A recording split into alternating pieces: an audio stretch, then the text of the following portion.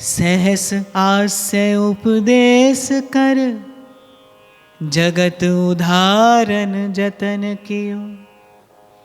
गोपुर वै आरूढ़ उच्च स्वर मंत्र उचारो, सूते नर पर जाग 72 श्रवणन धारो। तितने गुरुदेव पद्धति भई न्यारी न्यारी, गुरु तारक शिष्य प्रथम भक्ति वपु मंगलकारी। कृपण पाल करुणा समुद्र, रामानुज सम नहीं बियो। सहस आस्य उपदेश कर, जगत उदाहरण जतन कियो। चरित्र बड़ा विस्तृत है, पर श्री नाभाजी महाराज ने श्री रामानुजाचार्य के जिस मंगलमय चरित्र का स्मरण करके ये छप्पे कहा है, मैं प्रथम वही कहकर फिर चरित्र की ओर आगे बढ़ूंगा। कहते हैं सहस आस्य उपदेश कर, जगत उदाहरण जतन कियो। आस्य कहते हैं मुख को। अच्छा, सबसे पहले श्री रामानुजाचार्य कौन हैं? इनके नाम से ही स्पष्ट हो जाता है कौन है। रामानुज, श्री राम के अनुज अर्थात श्री लक्ष्मण। और श्री लक्ष्मण जी कौन हैं? शेष हैं। शेष भगवान ही श्री लक्ष्मण जी के रूप में प्रकट हुए हैं। चतुर्व्यूह में राम, लक्ष्मण, भरत और शत्रुघ्न में जो श्री लक्ष्मण जी हैं, श्री लखनलाल जी हैं, वो शेष हैं। शेष कौन है? गुरु तत्व है। देखो, गुरु की गोद में ही भगवत तत्व क्रीड़ा करता है। आप विचारो, आपके मेरे यहाँ भी ऐसा एक दर्शन होता है, हित सजनी की गोद में प्रिया प्रीतम विराजमान है, ऐसा दर्शन होता है ना। तो गुरु की गोद में ही भगवत तत्व रहता है, गुरु की गोद में ही भगवत तत्व क्रीड़ा करता है, या फिर ऐसा कह लो कि गुरु की गोद में ही भगवत तत्व का दर्शन होता है, अनुभूति होती है। तो वही जो गुरु तत्व है, वो जो शेष तत्व है, वही भगवत तत्व श्री रामानुजाचार्य जी के रूप में प्रकट हुआ है जगत का उद्धार करने के लिए। देखो, गीता में भगवान कहते हैं कि यदा यदा ही धर्मस्य ग्लानिर्भवति भारत अभ्युत्थानमधर्मस्य तदात्मानं सृजाम्यहम्। धर्म भगवान का हृदय है, धर्म भगवान का ही प्राण स्वरूप है। इसीलिए सदा धर्म के ही पक्ष में भगवान रहते हैं। और किसकी पीड़ा से पीड़ित होकर भगवान अवतार लेते? धर्म की पीड़ा से पीड़ित होकर। जब धर्म पीड़ित होता है, यदा यदा ही धर्मस्य ग्लानिर्भवति भारत, हे अर्जुन, जब जब धर्म पीड़ित होता है, ग्लानिर्भवति भारत अभ्युत्थानम धर्मस्य तदात्मानं सृजाम्यहम्। धर्म के उस अभ्युत्थान के लिए तदात्मानं सृजाम्यहम्, या तो मैं आता हूं, या मैं अपनी किसी कला, किसी आवेश से प्रकट होता हूं और इस जगत का उद्धार करता हूं। तो सहस आस्य उपदेश कर, जगत उदाहरण जतन कियो। अपने स्वरूप के अनुरूप और अपने स्वभाव के अनुकूल सहस्र मुख वाले होकर श्री रामानुजाचार्य ने इस जगत के उद्धार का प्रयास किया। कैसे? ये बड़ी अद्भुत घटना है कि जब श्री रामानुजाचार्य को इनके गुरुदेव ने मंत्र दिया, नारायण मंत्र की जब दीक्षा दी और कहा कि इस मंत्र का जप करने से श्री हरि का दर्शन होगा, तो नियत समय पर दर्शन हुआ। अब श्री रामानुजाचार्य ने मन में विचार किया कि जिस मंत्र का जप करके मुझे भगवत दर्शन हुआ है, उस मंत्र के जप से सब जीवों को भगवत दर्शन का प्रसाद देना चाहिए। लेकिन इनके गुरु ने जब मंत्र दिया था तो कहा था कि इस मंत्र को यथासंभव प्रयास पूर्वक गुप्त ही रखना। आज तक भी गुरु परंपरा से जो मंत्र प्राप्त होता है उसका उच्चारण करने की आज्ञा नहीं होती, उसको गुप्त ही रखा जाता है और गुप्त रख कर ही उसका जप किया जाता है। या ये परंपरा है, आचार्य परंपरा है, गुरुजनों की स्थापी हुई मर्यादा है। और मुझे लगता है कि इसका पालन भी होना चाहिए, इसका पालन भी करना चाहिए, गुरु से जो प्राप्त हुआ हो। क्योंकि अपने अपने परम धन को, अपने उस परम धन को, उस परम निधि को ऐसे प्रकट नहीं किया जाता। तो गुरु ने आज्ञा दी थी कि भाई इस मंत्र को गुप्त रखना। पर श्री रामानुजाचार्य ने तो एक बड़ा विलक्षण कार्य किया, विचित्र कार्य किया, जो साधारण बुद्धि से समझ में नहीं आता। मंदिर के शिखर पर जाकर चढ़ गए, मंदिर के शिखर पर जाकर चढ़ गए और बड़े उच्च स्वर से उस मंत्र का उच्चारण किया। मंत्र का उच्चारण निषेध है, नहीं करना चाहिए। और फिर गुरु की आज्ञा थी कि भाई मंत्र को बिल्कुल गुप्त रखना। पर परहित सरस धर्म नहीं भाई। धर्म का भी धर्म क्या है? परहित, सब सोहित। ये धर्म का भी धर्म है, ये धर्म का प्राण तत्व है, ये परम धर्म है। एक धर्म होता है आत्मकल्याण, ये धर्म है, लेकिन एक परम धर्म है। परहित जो है वो परम धर्म है। इसलिए गोस्वामी जी कह रहे परहित सरस धर्म नहीं भाई, इसके जैसा कोई दूसरा धर्म नहीं है। उस परहित का विचार करके गुरु की आज्ञा भी एक ओर रख दी, शास्त्र की मर्यादा का भी अतिक्रमण कर गए, क्योंकि हृदय में इतनी करुणा उमड़ी कि जब मैंने जो प्रसाद पाया है, ये प्रसाद में अकेले नहीं पाना जाता। जब चारों ओर देखा कि जीव पीड़ित हो रहा है, कराल कलिकाल जीव मात्र को कष्ट दे रहा है, काम क्रोध लोभ मोह अहंकार ईर्ष्या राग द्वेष मद मात्सर्य की अग्नि में तप रहा है जीव, तो हृदय में करुणा उमड़ी। विचार नहीं किया और उस उमड़ती हुई करुणा के आवेश में आकर मंदिर के शिखर पर जाकर खड़े हुए और बड़े उच्च स्वर से उस मंत्र का उच्चारण कर दिया। छप्पय के अनुसार कहते हैं 72 लोगों ने उस समय उस मंत्र का श्रवण किया, और जिसने उस मंत्र का उस समय श्रवण किया वो सब के सब भगवत दर्शन पाकर कृतार्थ हुए। आज भी 72 पद्धतियां मिलती हैं यहाँ पर, इस संप्रदाय में आज भी 72 पद्धतियां बिलग बिलग मिलती हैं। और जिन 72 उन सौभाग्यशाली जनों ने उस मंत्र का श्रवण किया, जप करके भगवत दर्शन प्राप्त किया, भावना की सिद्धि की और इस लोक का कल्याण किया। पर लेकिन जब इनके गुरु को पता चला कि श्री रामानुजाचार्य ने ऐसा कार्य किया है, तो गुरु क्रोधित हुए और श्री रामानुजाचार्य जी से कहने लगे कि तुमने गुरु आज्ञा का उल्लंघन किया है और गुप्त नारायण मंत्र का प्रकट रूप से इस प्रकार उच्चारण कर दिया है, तुमको नरक जाना पड़ेगा, तुम्हें नरकवास करना पड़ेगा। और श्री रामानुजाचार्य क्या उत्तर देते हैं? प्रसन्न वदन मुस्कुराते हुए और गुरुदेव के श्री चरणों में मस्तक रखते हुए कहते हैं कि एक मेरे नरक जाने से अगर संसार के इतने जीवों का नरक से उद्धार होता है तो मैं नरक जाने के लिए आज नहीं सदा सदा के लिए प्रस्तुत हूँ। कहते हैं कि जब गुरु ने, वो भी गुरु थे, समर्थ थे, भगवत प्राप्त महापुरुष थे, उन्होंने जब श्री रामानुजाचार्य जी के हृदय में जीव मात्र के प्रति ऐसी करुणा का दर्शन किया तो श्रीमन नारायण का उच्चारण करते हुए श्री रामानुजाचार्य जी को हृदय से लगा लिया। तो विचार करने की बात यह है, कैसी होती है देखो संत के हृदय में करुणा। इसीलिए कुछ देर पहले मैं आपसे कह रहा था, कोई कारण नहीं है संत के बोलने का, वो तो अपने निजानंद की मस्ती में मगन रह सकता है, रंगा मगा पगा रह सकता है। वो किस लिए बोलता है, वो किस लिए प्रयास करता है, वो किस लिए यहाँ से वहाँ और वहाँ से यहाँ चलता है, कोई और कारण नहीं है भाई, केवल जीव मात्र के प्रति करुणा है। ये किसी प्रकार इस घोर कलिकाल में, इस विषय वासना के अंधकूप में पड़े जीव का उद्धार हो जाए, इसे भगवत प्रेम का वो प्रसाद प्राप्त हो जाए। जब जब जीव को भजन का सुख, भक्ति का रसास्वादन हुआ है, भक्त की कृपा से ही तो हुआ है। यहाँ भी कुछ ऐसी ही तो घटना घटी। व्यास नंदन गाइए, जिनको हित नाम लेत दंपति रति पाइए। और मूल में क्या है? रास मध्य ललितादिक प्रार्थना जो कीनी, और करते सुकुमारी प्यारी वंशी तब दीनी, सोई कली प्रकट रूप वंशी वपुधारो, कुंज भवन रास रवन त्रिभुवन विस्तारो। ललिता जी के मन में आया, है तो असंभव कि ये निकुंज का, ये रस विलास, ये रस वैभव, ये नित्य विहार धराधाम पर प्रकट हो जाए, ये है तो असंभव। पर जीव मात्र पर आपके और मेरे हित का विचार करते हुए ललिता जी ने कह दिया स्वामिनी से कि दीजिए, आज यही मांगती हूं मैं आपसे कि कलयुग के जीव को ये अद्भुत सुख विलास प्राप्त हो जाए, इस अद्भुत सुख का, इस आनंद का, इस आपके दिव्याति दिव्य स्वरूप का,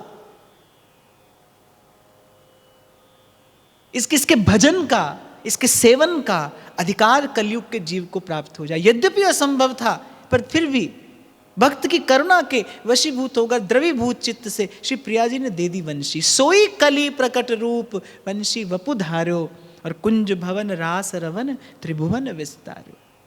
गुरु ने कहा कि नरक जाना होगा, तुम्हें नरक जाना होगा। ये योग्य नहीं था, ये उचित नहीं था, ये मर्यादा का अतिक्रमण करना था। और उत्तर देते हैं श्री रामानुजाचार्य भगवान कि मेरे नरक जाने से अगर कलयुग के सहस्त्र सहस्त्र जीवों का उद्धार होता तो मैं सदा नरक में रहने के लिए प्रस्तुत हूँ, प्रसन्न प्रस्तुत हूँ। जब ऐसी ऐसी करुणा का दर्शन किया, धर्म के आचरण का फल क्या है भाई? जीव के प्रति दया, कि प्राणी मात्र के प्रति दया हो। और मैं तो कहूँगा कलयुग का तो धर्म ही दया है। धर्म के 4 चरण हैं, सत्य है, तप है, शौच है और दया है। सत्य युग में चारों चरण धर्म के स्वस्थ हैं, सुरक्षित हैं। त्रेता में 3 रहते हैं, सत्य चला जाता है, तप शौच दया रहती है। द्वापर में केवल 2 चरणों पर धर्म खड़ा है, शौच और दया। और कलयुग में तो केवल दया है। जीवे दया नामे रुचि, सब जीवन सुप्रीत, रीत निबाहत आपने। यही कलयुग का धर्म है भाई, जीव मात्र के प्रति, प्राणी मात्र के प्रति दया। एक बात आपको बताऊं, ये जो चित्त की जड़ता समाप्त होती है ना, जब द्रवीभूत होता है चित्त, जैसे उदाहरण के तौर पर मैं आपको बताऊं कि लाख होती है। अगर मान लो आपको लाख में कोई रंग मिलाना है तो पहले लाख को तपाया जाता है। लाख को तपाकर उसमें कोई रंग मिलाया जा सकता है। जब लाख ऐसे तो लाख कठोर होती है, उसमें आप कुछ नहीं मिला सकते। लेकिन यदि आपको उसमें कोई और रंग मिलाना है तो आपको लाक्षा को तपाना पड़ता है। उसके ताप से लाख द्रवीभूत होती है, फिर मिला लीजिए उसमें कोई रंग। अच्छा, फिर जब रंग मिल जाता फिर वो छुड़ाए छूटता नहीं। सफेद रंग की होती है लाख, आप उसको लाल बना लो, पीली बना लो, कैसी भी बना लो, एक बार बना ली फिर रंग नहीं छूटेगा। ऐसे जो आपका मेरा चित्त है ना, ये भी जड़ है, जड़ हो गया है तो नहीं, पर माया जन्य विकारों के चिंतन से, सेवन से, संसर्ग से इसमें जड़ता आ गई है, जड़ हो गया है। अब इसमें भगवत भक्ति का रंग मिलाना है तो क्या है, पहले इसको तपाना पड़ेगा कि द्रवीभूत होगा तो इसमें कोई और रंग मिलेगा। अब देखो, आप और मैं यहाँ पर बैठकर चिंतन कर रहे हैं तो भाव हृदय का थोड़ा स्पर्श करता है, कभी कभी पुलक होती है, कभी कभी नेत्रों में अश्रु भी आ जाते हैं, कभी कभी हृदय भीग जाता है। माने चित्त की थोड़ी जड़ता समाप्त हुई है, तभी ये भाव भीतर उतर पा रहा है। अब किसी एक घोर संसारी व्यक्ति को, जिसके पास ना भजन है, ना साधन है, ना चिंतन है, आपको उसको सत्संग में लाकर बैठा दीजिए, उसका जो जड़ हृदय है वो उसका कोई सुख आस्वादन नहीं कर पाएगा। उसे कोई रस नहीं है भगवत चर्चा में, उसे कोई आनंद नहीं, कोई सुख नहीं है। ये क्या है? ये चित्त की ये जड़ता ही है, ये अंतर मन की जड़ता है। गोस्वामी जी तो कहते हैं, जड़ता जाड़ विषम जब लागा, गयहु न मज्जन पाव अभागा। एक जड़ हृदय निकट बैठकर, गंगा के निकट बैठकर और आ जाता है और बिल्कुल रूखा सूखा सा, गंगा जल का स्पर्श तक भी नहीं करता। तो ये जो चित्त की जड़ता दूर होती है ना, ये चित्त की जड़ता दूर होती है दया से, प्राणी मात्र के प्रति दया। कल हम चर्चा कर रहे थे ना, सेवक जी ने क्यों कहा सब जीवन सो हेत, सब जीवन सो प्रीत, रीत निवाहत आपनी। क्यों महाप्रभु कह रहे हैं सब सो हित? क्यों मैं बार बार आपसे कहता हूं कि दिन में कुछ क्षण लोक मंगल की भावना से, लोक कल्याण की भावना से, प्राणी मात्र का हित हो, इस भाव से भगवत भजन करिए, नाम जप करिए। मैं बार बार बल देता हूं इस बात पर केवल इसीलिए क्योंकि प्राणी मात्र के प्रति दया ही है, ये भाव ही है जो आपके हृदय की जड़ता को समाप्त करेगा। हृदय द्रवीभूत होगा तो भगवत भाव का रंग मिलेगा उसमें, नहीं तो वही कठोर है हृदय। तो हृदय तो आपका मेरा कठोर हो गया है। ये जन्म जन्म से जो आपने मैंने विषय का सेवन किया है, इसका परिणाम क्या है? विषय के सेवन का परिणाम क्या होता है? विषय के सेवन का परिणाम तन का रोगी होना नहीं होता, विषय के सेवन से मन रोगी होता है। जितना अधिक विषय का विलास होगा जीवन में, उतनी अधिक चित्त में जड़ता अधिक होगी। ये जो साधु संत एक सहज सा जीवन व्यतीत करते हैं, कम से कम लेना, इसे ही सात्विक जीवन कहते हैं। मेरे अनुसार सात्विक जीवन की परिभाषा क्या है? आवश्यकता से थोड़ा कम लेना। 2 रोटी की भूख है तो आधी कम खाना, तो आप सात्विक हैं। आप कहाँ रहते हैं, किस स्थिति में रहते हैं, इससे निर्णय नहीं किया जा सकता कि आप कैसा जीवन जीते हैं, आपकी वृत्ति कैसी है। आवश्यकता से थोड़ा कम लेना, ये सात्विक जीवन है। यही आपको सदा सदा के लिए स्वस्थ रख सकता है। तो जो साधु सात्विक जीवन व्यतीत करता है ना, उसका कारण है उसे किसी संसार की वस्तु से घृणा नहीं है, वो किसी की निंदा नहीं करता है, वो किसी की निंदा नहीं करता। उसके मन में किसी वस्तु के लिए, व्यक्ति के लिए, स्थान के लिए कोई हे बुद्धि नहीं है। लेकिन स्वस्थ रहने के लिए ऐसा आवश्यक है, जितना जीवन में सुख भोग अधिक होगा, जितने जीवन में सुख की सामग्री अधिक होगी, उतना आपके जीवन में, आपके चित्त में जड़ता का विकास होता चला जाएगा। आप देखो आज मनुष्य जो कर रहा है, ये क्या है? जड़ता का विकास ही तो है। आज मनुष्य ऐसी ऐसी तकनीक विकसित कर रहा है कि भाई बिल्कुल हिलना डुलना भी ना पड़े। अरे मन तो जड़ हो ही जाए, तन भी जड़ हो जाए, ऐसी तकनीक विकसित कर रहा है और उसे नाम दे रहा है सुविधा। हम उसे नाम देते हैं सुख सुविधा। हम कहते हैं बस सब सुख सुविधा है। क्या है भाई? कोई पूछे हाँ क्या सुख सुविधा है? बोले हिलना डुलना नहीं पड़ता, बस जबान हिलाते हैं और काम हो जाता है, ये सुख सुविधा है। ये इस सुविधा से क्षमता समाप्त हो जाती है जीवन की। इसलिए प्रयास करिए, जीवन में पुरुषार्थ बना रहे, प्रयास होना चाहिए, जीवन सात्विक हो। सात्विक अर्थात जब आप आवश्यकता से कम लेते हो, थोड़ा सा कम लीजिए, प्रकृति आपको सदा स्वस्थ रखेगी। मुझे एक संत ने बरसों पहले ये कहा था, और छोटा सा सूत्र था, पर लेकिन भाई इसने बड़ा चमत्कार जीवन में दिखाया। वो कहते थे बेटा 2 रोटी की भूख हो तो बस 1.5 खाना, तुम सदा स्वस्थ रहोगे। और यही सूत्र जीवन के हर बात पर लागू कर सकते हैं आप। जीवन के हर क्षेत्र में आप इसे अपना सकते हैं। आवश्यकता से थोड़ा सा कम ले लीजिए, आप हमेशा स्वस्थ रहेंगे, तन से भी मन से भी। और जितना होगा उससे कम खर्च करोगे तो धन से भी स्वस्थ रहोगे, साधन से भी स्वस्थ रहोगे आप।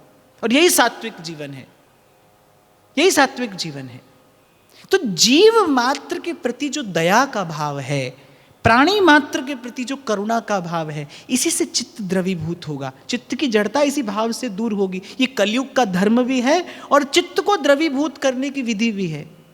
इसलिए आज इस समय इस स्थान पर मैं फिर आप सबको निवेदन करूं कि भाई कुछ क्षण आपके जीवन में नित्य हो जब आप सबके लिए प्रार्थना करें, सबके मंगल का भाव आपके जीवन में आए। जैसे हम पूजा करने बैठते हैं, अर्चना करने बैठते हैं, कोई यज्ञ अनुष्ठान होता है, गृह प्रवेश होता है, कोई भी मंगल कार्य होता है, तो हमारे यहाँ मंगल कलश की स्थापना की जाती है। सबसे पहले यहाँ भक्तमाल जी का चिंतन आरंभ हुआ तो हमने पहले मंगल कलश की स्थापना की, पवित्र जल भर के एक घट स्थापना की जाती है। ऐसे ही जैसे भजन के मार्ग पर चलना आरंभ करना है, वो सबसे पहले इस मंगल कलश की स्थापना करे। वैष्णव जन तो तेने कहिए, जे पीड़ पराई जाने रे, पर दुखे उपकार करे सोए, मन अभिमान ना आने रे, वैष्णव जन तो तेने कही। बांटना सिखाया किसने? संतों ने ही तो सिखाया है। हम प्रसाद बांटते हैं, ये बांटना किसने सिखाया है? इन संतों ने सिखाया है। आप और मैं बांटने वाले नहीं है भाई। जीव को तो जितना मिल जाए, लेकिन वासना का पेट कभी भरता है? कभी नहीं भरता। इच्छा भी कभी पूरी होती है? कभी नहीं होती। तीनों लोगों का वैभव पाकर लोकपति होकर भी रावण वासना के वशीभूत होकर ही तो भटका। वासना ही तो थी जिसने भटका दिया, भुला दिया, कुल का नाश कराया। क्या था मूल में? वासना ही तो थी कि कभी पूरी नहीं होती, इच्छा कभी पूरी नहीं होती। इच्छा से पार जाने की एक ही विधि है, इच्छा को समाप्त नहीं किया जा सकता, कम किया जा सकता है। इसलिए मैंने कहा आवश्यकता से कम कर दीजिए, इच्छा समाप्त हो जाएगी। ये सरल नहीं है, ये इतना सरल नहीं है कि मैं कह दूं आप सुन लें और ये घट जाए ना। अब भाई 2 रोटी की भूख लगी है तो व्यक्ति सदा ही 1.5 खाए और मन में ये विचार करे भाई क्या सदा भूखे ही रहे? हाँ, यदि स्वस्थ रहना है तो ऐसा ही करना होगा। स्वस्थ रहने की विधि यही है और इच्छा से पार जाने की युक्ति भी यही है भाई कि कम कीजिए, उसे घटाइए। घटते घटते इच्छा घटेगी, होते होते सात्विक हो जाएगा जीवन। सात्विक जीवन होगा तो सत्व गुण का विकास होगा। सत्व गुण का विकास होगा तो बुद्धि में विवेक, बुद्धि में प्रज्ञा जागेगी और सत्य वस्तु को ग्रहण करने की योग्यता प्राप्त होगी। तो और संत तो भाई इन्हीं सिद्धांतों की प्रतिष्ठा करने के लिए अवतरित होता है। हम पहले भी चर्चा कर रहे थे कि प्रत्येक चरित्र की कोई अपनी विशेषता है, प्रत्येक चरित्र में कोई अपनी विलक्षणता है। प्रत्येक चरित्र में कोई अपना अनुपम अद्भुत गुण है, उस गुण का आपको मुझे संचय करना है, उस गुण का आपको मुझे संचय करना है। तो नाभाजी को बड़ा प्रिय ये चरित्र लगा श्री रामानुजाचार्य का, कि गुरु आज्ञा का उल्लंघन करके लेकिन प्राणी मात्र के कल्याण का विचार करके मंदिर के शिखर पर जाकर मंत्रोच्चारण किया। हमारे व्यास जी भी कुछ ऐसी बात कहते हैं परम धन राधा नाम आधार, जाई शाम मुरली में टेरत सुमिरत बारंबार। फिर कहते हैं कि वेद तंत्र और जंत्र मंत्र में यही कियो निर्धार, श्री शुक प्रगट कियो नहीं याते, जान सार को सार। फिर किसी ने पूछा, जब व्यास जी पद लिख रहे थे तो किसी ने पूछा कि भाई शुकदेव जी ने जिसे प्रकट नहीं किया, अब शुकदेव जी ने किसी कारण से प्रकट नहीं किया होगा ना, आप क्यों प्रकट करते हैं? और व्यास जी कहते हैं व्यास दास अब प्रगट बखानत, डार भार में भार, परम धन राधा नाम आधार। व्यास जी ने कहा इस सब झंझट को भाड़ में डालकर हम तो अपने आचार्य की कृपा से अब उन्मुक्त कंठ से गाते हैं परम धन राधा नाम आधार। अरे किसी को सुनना हो तो सुन लो, किसी को मानना हो तो मान लो, इस सारे अस्तित्व का जो परम रहस्य है, श्री राधा श्री राधा श्री राधा श्री राधा। और संत आवाज लगाता है, जो जाग जाता है वो सिद्ध हो जाता है, वो शुद्ध हो जाता है, वो भव से पार हो जाता है। श्री नाभाजी महाराज कह रहे ना, सूते नर पर जाग 72 श्रवणन धार्यो। 72 थे जो सोए जग पड़े, जो जागा, जो जागत है सो पावत है, जो सोवत है सो खोवत है। साधु संग का लाभ मिले, साधु संग का लाभ मिले, इसके लिए आवश्यक है कि हम जगे रहें। ना जाने किस भेष में तो नारायण मिल जाए। इसलिए जो बार बार व्यासपीठ निवेदन करती है कि भाई सजग रहना, सावधान रहना, पता नहीं कौन सी घड़ी साधु का संग मिल जाए, साधु के संग से वो सूत्र सिद्धांत मिल जाए जिससे सोया विवेक जग जाए और बात बन जाए। देखो, सबल होना दुर्बल होना ये बात दूसरी है, ये प्रारब्ध के वश में भी, आपके मेरे वश में भी नहीं है, पर सजग रह सकते हैं आप और मैं। सबल होना इतना महत्वपूर्ण नहीं है जितना सजग होना महत्वपूर्ण है, कि जागे रहें आप सजग रहें, क्योंकि जो खोवत है सोवत है सो खोवत है, और जो जागत है सो पावत है। जो जाग पड़े, उन्होंने जिनके कान में पड़ा वो मंत्र, जो ध्वनि कान में पड़ी, जो जागे वो सिद्ध हो गए। हमारे यहाँ भी कुछ ऐसी घटना घट रही है। सेवक जी महाराज ने भी इसी प्रकार शिखर पर चढ़कर कह दिया, ये कुछ और नहीं है भाई, विद्या हरिवंश मंत्र चतुरक्षर जपत सिद्धि भव उद्धरणम। मुझे तो कई बार आश्चर्य होता है कि इतना स्पष्ट सुन लेने के बाद भी व्यक्ति किसी और मंत्र के लिए भटक रहा है। सेवक जी ने स्पष्ट किया है, हरि रीति अक्षर बीज ऋषि वंशी शक्ति सुवंश नकसिक सुंदर ध्यान धर सु जय जय श्री हरिवंश। फिर कहते हैं विद्या हरिवंश मंत्र चतुरक्षर जपत सिद्धि भव उद्धरणम, जय जय हरिवंश जगत मंगल पर श्री हरिवंश शरण शरणम। कि ये केवल किसी आचार्य का नाम नहीं है, ये नित्य विहार का बीज मंत्र है, ये निज मंत्र है। सेवक जी ने पंचम प्रकरण में एक प्रकार से इसी प्रकार शिखर पर चढ़कर उच्च स्वर से उच्चारण किया। अब भाई जिसके कान में पड़ेगा और जो मान लेगा वो नित्य विहार पा जाएगा, और जो सोया रह जाएगा वो खोता चला जाएगा। तो ये ऐसी घटना घटी कि सूते नर परे जाग, सोया जीव जग गया। और इसीलिए आचार्य आता है भाई सोए जीव को जगाने, उद्घोष करता है प्रभु के नाम का। वो डंके की चोट पर गाता है प्रभु का यश। और देखो जड़ता कैसी है, आपकी मेरी निद्रा कैसी है, ये मोह की निद्रा कितनी प्रगाढ़ है, फिर भी जीव सोया रहता है। कुछ लोग सोते हैं ऐसा, कुछ लोगों की नींद होती है ऐसी, जरा हल्का सा खटका होगा और वो जग जाएंगे। और कुछ लोग ऐसे सोते हैं भाई जिनको क्या कहते हैं, घोड़े बेचकर सोना। ऐसा कहते हैं ना, अमुक व्यक्ति घोड़े बेचकर सोता है। माने कुछ लोग ऐसा सोते हैं, कितना भी हल्ला हो, कितना भी कोलाहल हो, उनकी आंख नहीं खुलती। तो ऐसे कभी कभी मोह की निद्रा ऐसी होती है, कितना भी संत प्रयास करता है पर नहीं खुलती। तो ऐसे ना हो जाए आप और मैं कि संत आवाज लगाता रहे और आप और मैं सोते रह जाए। इसलिए फिर कह रहा हूं मैं आपसे कि सबल होना दुर्बल होना ये आपके मेरे हाथ में नहीं है, सजग होना आपके मेरे हाथ में है। प्रयास करके सजग रहा जा सकता है। जैसा मैंने कहा ना, होते हैं कुछ लोग ऐसे, हल्का सा खटकाओ जग जाते हैं, नेक्स्ट खटके से जग जाते हैं। ऐसे ही अपनी चेतना को बस ऐसा ही रखिए कि नेक्स्ट सा खटकाओ और जग जाए, सोते ना रह जाए भाई। क्योंकि उठ जाग मुसाफिर भोर भई, अब रैन कहाँ जो सोवत है। कि ये मनुष्य का जन्म, ये जीवन, ये सोने के लिए नहीं मिला भाई। हर योनि में जीव सोता ही तो है, विषय भोग की निद्रा में सोता ही तो है। हर योनि में एक यही तो मनुष्य जन्म ही तो है जो जागने के लिए मिला है। इसी में तो जागा जाता है। सजग रहिए। अब आप दुर्बल हैं, आप सबल हैं, चिंता मत करिए, सजग रहिए, जागते रहिए। कि बस संत संकेत करे, गुरु आपको संकेत करे और आपकी नींद खुल जाए और आप उसके उपदेश को, आप उसके सूत्र सिद्धांत को हृदय में धारण करके पार हो जाएं। जो मैं अभी आपसे निवेदन कर रहा हूं, बड़ी महत्वपूर्ण बात है। आप देखिए, सेवक जी महाराज ने श्री हरिवंश चंद्र शुभ नाम, इस प्रथम प्रकरण से लेकर और 16वें प्रकरण तक, कै वाणी हरिवंश की कै हरिवंशी नाम, यहां तक कितनी बार अनेक रीतियों से बार बार आपकी मेरी चेतना को एकाग्र करने का प्रयास किया है श्री हरिवंश नाम में।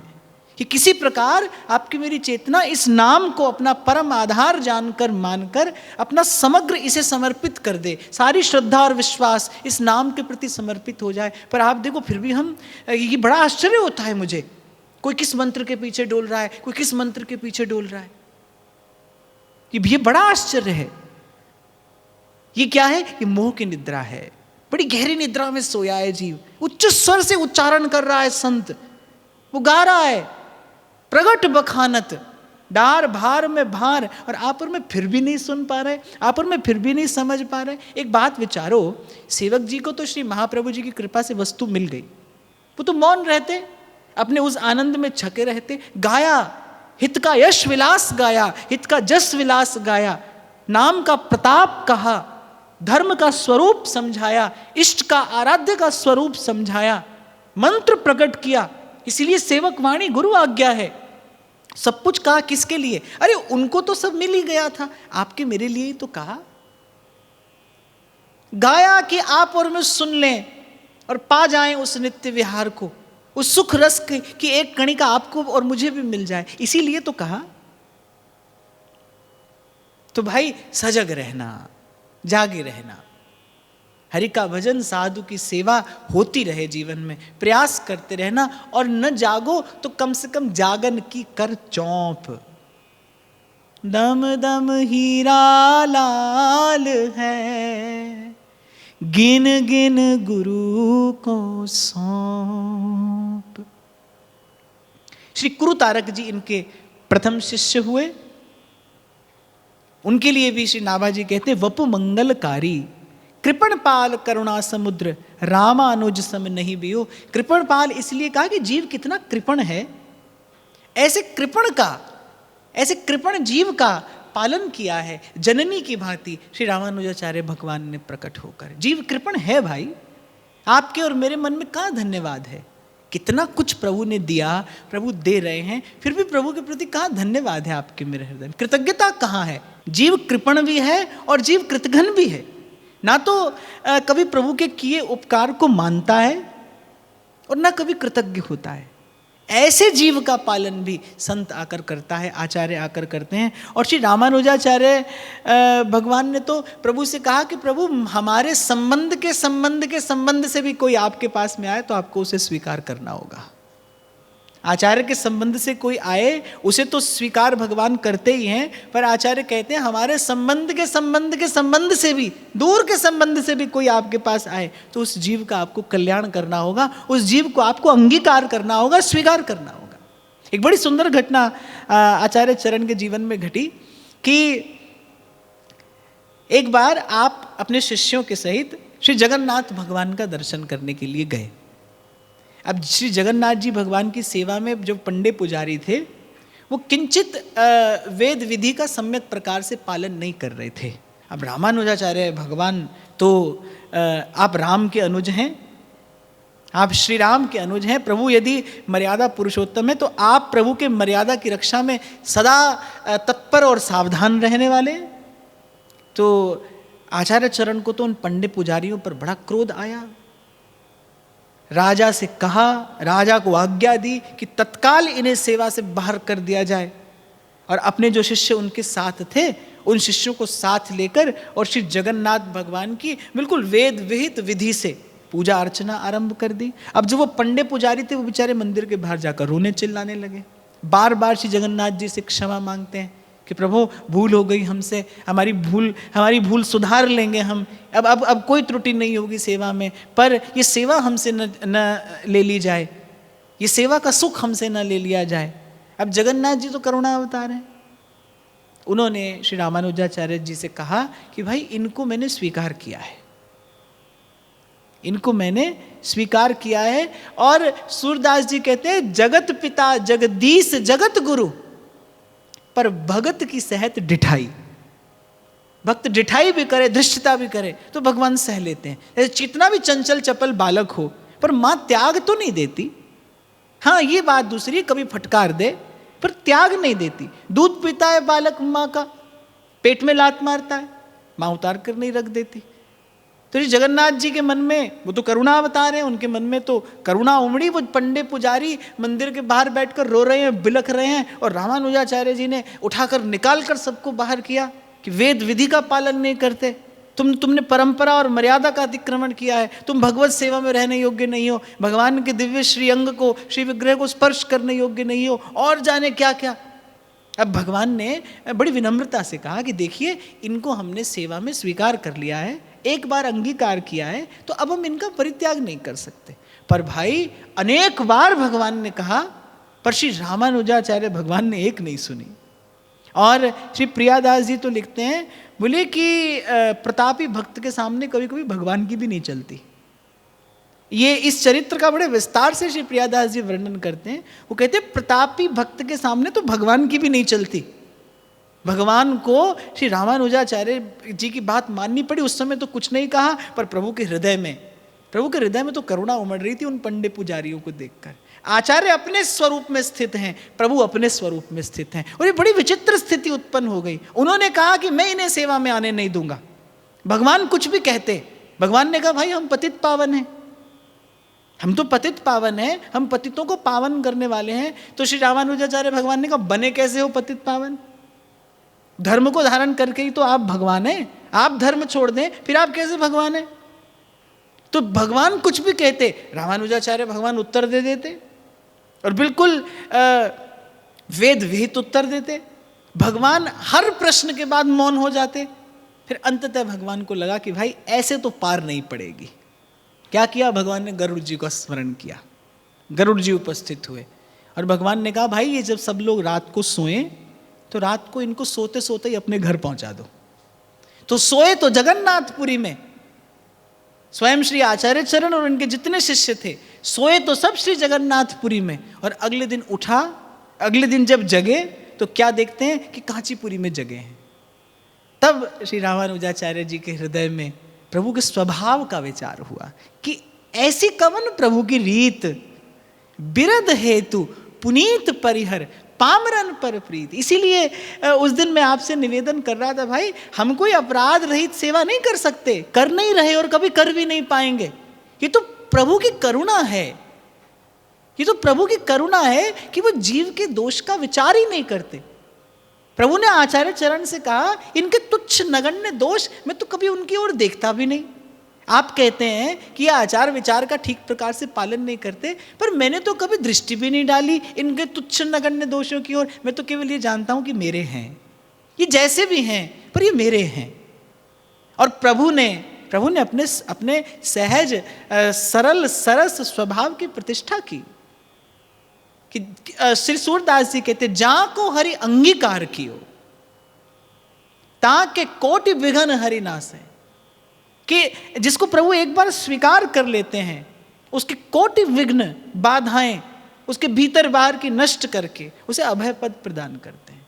इसलिए इस घटना के बाद श्री रामानुजाचार्य ने अपने मूल सिद्धांत का नाम दिया प्रपत्ति, शरणागति।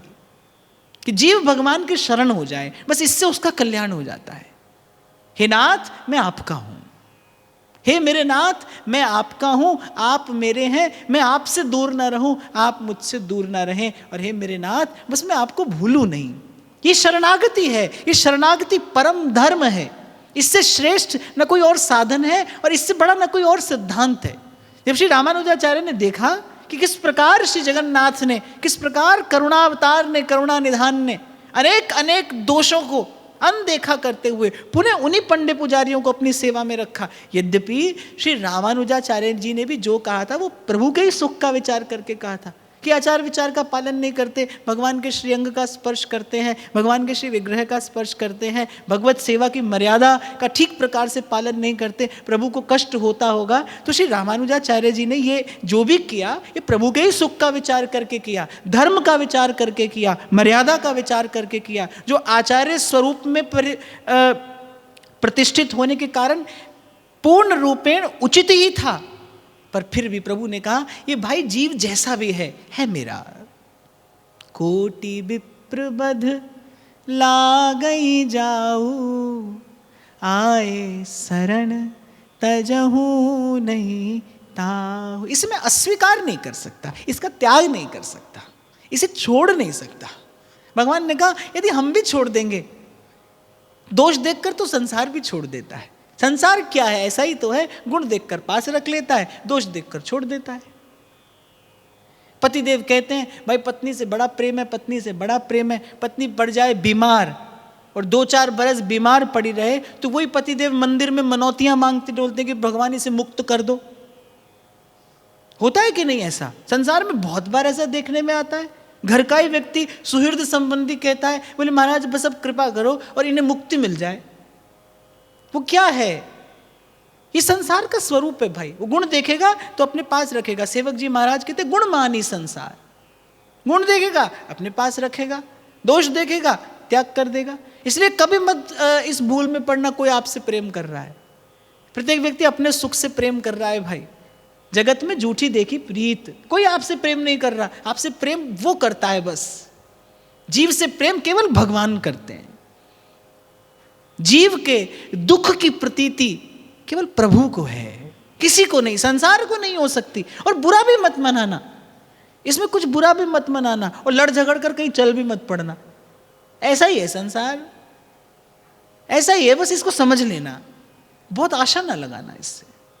कहने का तात्पर्य यह है कि बहुत आशा ना रखना इससे।